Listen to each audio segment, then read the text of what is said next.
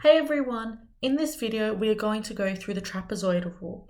We are going to start by looking at the formula and how to apply it. We will then go on to past exam questions to consolidate everything. Feel free to pause the video and try the practice questions yourself before I do. This is the trapezoidal rule formula, where A stands for area. Most questions will ask you to find the area using the trapezoidal rule. In this formula, h is the constant height or distance between each interval. The measurements will always have different values and will always be given to you. Let's look at this diagram and how we can apply the formula to it. So I know it looks like the first height is 10.2, but look closely, this is not the height of each interval. Remember, h in the formula is the constant height of the intervals. We have two intervals and each interval has a constant distance of 5, therefore the height is 5.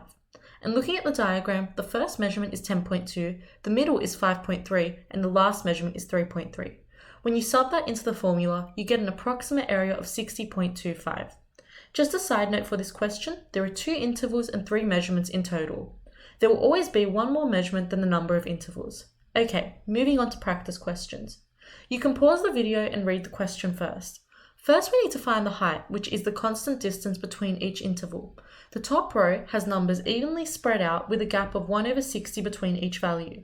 This is found by doing 1 on 60 minus the number before it, which was 0.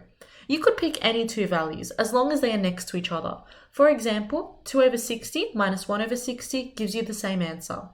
Okay, so height equals 1 over 60. The measurements are given in the bottom row. The first measurement is 60, the last is 67, and the middle measurements are the values in between. Try subbing it into the formula and see if you get the same answer. Okay, let's look at this example. The height is 2 because the top row has values with a gap of 2. The first measurement is 2, the middle is 3, and the last is 2.5. Sub this into the formula and see if you get the same answer. In this example, first count how many intervals there are. There are 6 intervals. At the bottom of the diagram, it says the total length of the pool is 420.